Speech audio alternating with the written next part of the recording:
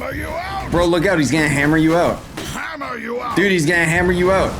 Hammer! Dude, he's gonna hammer. Oh no. V-Rising is probably one of the weirdest games that I've ever played. The best way I could describe it is that it's a top-down isometric survival game, but it has a huge emphasis on PvP, which means that it also has a really good combat system. But the cool thing is that they clearly didn't skimp on the PvE content either. There's a large variety of different enemy attacks and variations of enemies, but probably most impressive is the sheer amount of bosses. Genuinely, this part of the game is impressive as hell. None of these bosses use copy and paste abilities. They're all unique. Oh, he's a werewolf. Okay. There's a bunch of people. Oh, he's probably gonna eat them and heal, dude. Don't let him eat him. Don't let him eat. No, he's eating me. He's Bro, weak now because it's the daytime, so he isn't in his werewolf mode. So the main game loop is to grind up bosses so that you can unlock recipes, and then you grind resources off of enemies so you can craft the items that you unlocked from the boss. You'll have to get better armor and better weapons to fight stronger bosses, and yeah, that's basically it. For some people that might not be enough, but personally, me and my friends actually really enjoyed it. But the bosses are definitely what kept us coming back. We were always excited to see what the next challenge was. Dude, what's happening? It's like a proper boss from like another video game.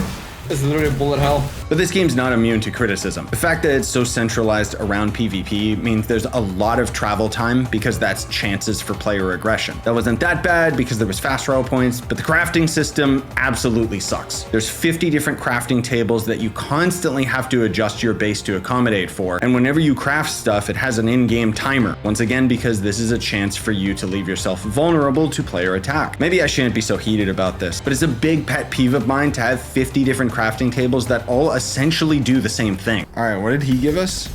Let me guess, 5 more crafting tables? Yep, it's bigger. Of course it's bigger. Why did I think it wouldn't be bigger? It was really frustrating building up my base and setting up all of my different crafting rooms, only to unlock more crafting tables that I had to try and cram in an already cramped space. I'd also say that the rewards that you get from bosses kind of falls off at the midpoint. See, early on you're unlocking different armor types that all have set bonuses, different weapon types, but eventually it just devolves into unlocking another crafting table that just gives you a higher tier of armor, and that's about it. It does eventually get more interesting near the latter half of the game, but it was disappointing to not run into any new weapons from that point on. I also want to briefly mention the end game difficulty. There was definitely challenge to be sure, but I found a lot of the end game bosses to be really annoying because they would just stun lock you with almost all of their attacks. It was by no means unplayable, just kind of frustrating in comparison to the early game. Man, this game sure does love having stuff that just stun locks you, man.